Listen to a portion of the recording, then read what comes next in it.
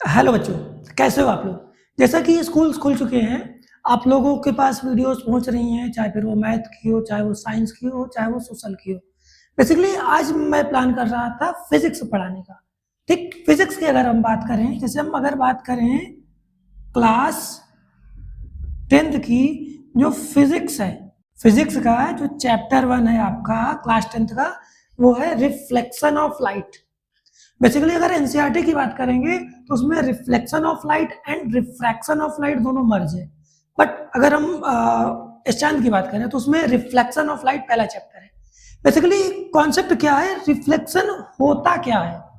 अगर इन चीजों को हम समझ लें तो हम बखूबी समझ पाएंगे कि कैसे लाइट रिफ्लेक्ट करती है, कैसे रिफ्रैक्ट करती है। ठीक, अगर हम बात करें रिफ्लेक्शन की, रिफ्लेक्शन रिफ्लेक्शन समझो बच्चों, जैसे कि मान लो मैंने एक मिरर लिया, यहाँ पे मैंने क्या लिया, मिरर लिया। मिरर को मैंने बैक एंड में पॉलिश कर दिया। पॉलिश किससे कर दिया, मान लो मैंने एक सिल्वर पेंट लिया और एक कांच लिया, कांच के अपोजिट साइड में मैंने सिल्वर पेंट से उसको पॉलिश कर दिया। ठीक, इसके बाद मैंने क्या किया, टॉर्च लिया, टॉर्च को ऐसे लेके गया। देन आई सी कि एक रेज ऑफ लाइट, मतलब रेज ऑफ लाइट आती है और रिफ्लेक्ट करती है और फिर चली जाती है। मतलब कि जो रिफ्लेक्शन है वो कहीं ना कहीं परावर्तन की बात कर रहा है कि जब जैसे कह सकते हैं कि लाइट आई, रिफ्लेक्ट हुई, फिर बाउंस बैक करके चली गई। तो कहने का मतलब है रिफ्लेक्शन ऑफ लाइट। सपोज मैंने कहा कि मैंने एक रिफ्लेक्ट मिरर लिया। ठीक, मिरर को ऐसे रिप्रेजेंट करते हैं, यम और यन। यहाँ पे एक ये रे ऑफ लाइट आई और ये चली गई। अब आपके मन में कंफ्यूजन हो जाएगा कि सर अभी आपने कहा कि ढेर सारी रेज। अच्छा, अगर हम फिगर में रिप्रेजेंट करेंगे तो बेसिकली हम एक की बात करेंगे ताकि हमारा जो फिगर नीट एंड क्लीन बन सके।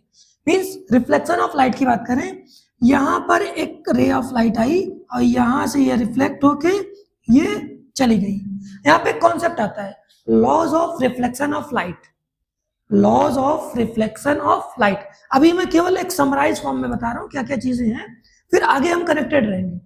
Laws of reflection of light, basically इसमें क्या होता है कि जो एंगल ऑफ इंसिडेंस है और एंगल ऑफ रिफ्लेक्शन है, एंगल ऑफ इंसिडेंस और एंगल ऑफ रिफ्लेक्शन बोथ कह सकते हैं कि वो क्या होंगे, angle of incidence is equal to the angle of reflection.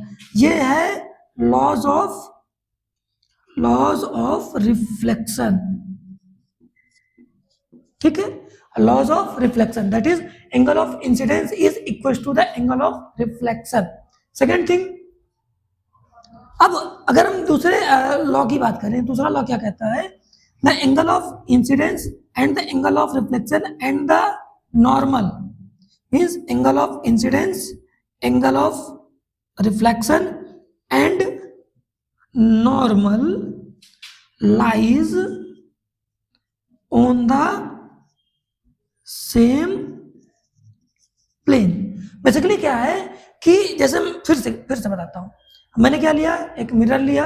ठीक, मैंने single ray of light, suppose करो मैंने लेजर लाइट लिया। ठीक, वहां पे सिंगल दिख रही है तो मैंने इसको ऐसे किया, जैसे मैंने किया तो ये यहां से आई। ठीक, फिर जिस एंगल ऑफ इंसिडेंस पे आई उसी एंगल ऑफ रिफ्लेक्शन से वो चली जाएगी। ठीक, the first law is the angle of incidence is equal to the angle of reflection.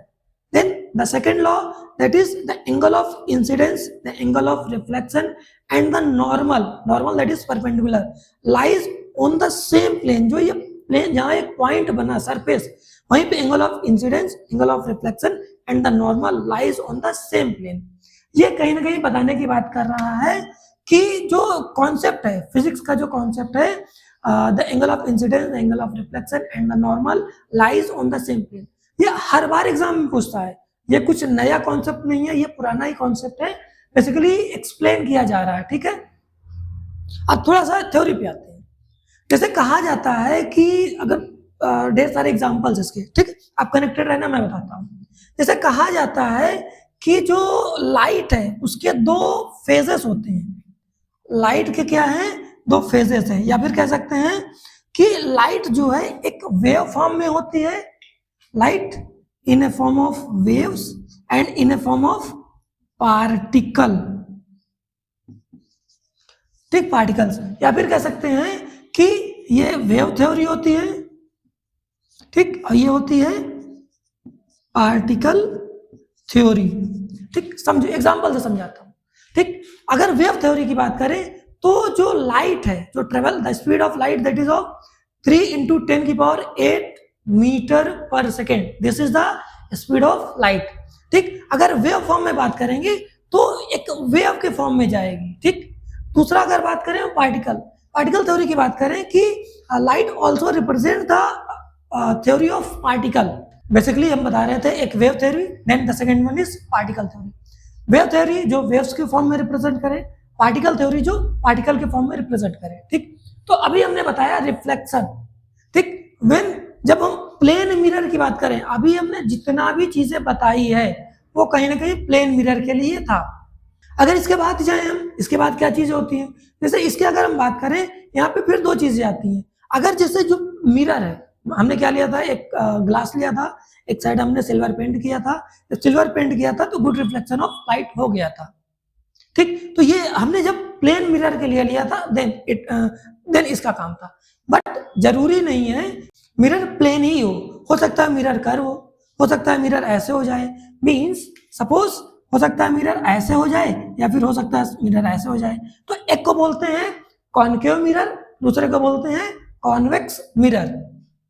एक को बोलते हैं कॉनकेव मिरर, दूसरे को क्या बोलते हैं, कॉन्वेक्स मिरर। बेसिकली जब मिरर में थोड़ा बहुत जैसे जो वो कर्वनेस आ जाए, कर्व हो जाए, तो कहीं ना कहीं वहां पे कॉनकेव मिरर और कॉन्वेक्स मिरर की बात करते हैं। इसी के फर्दर जो एनसीईआरटी का जो सेकंड पार्ट है, दैट इज ऑफ रिफ्रैक्शन।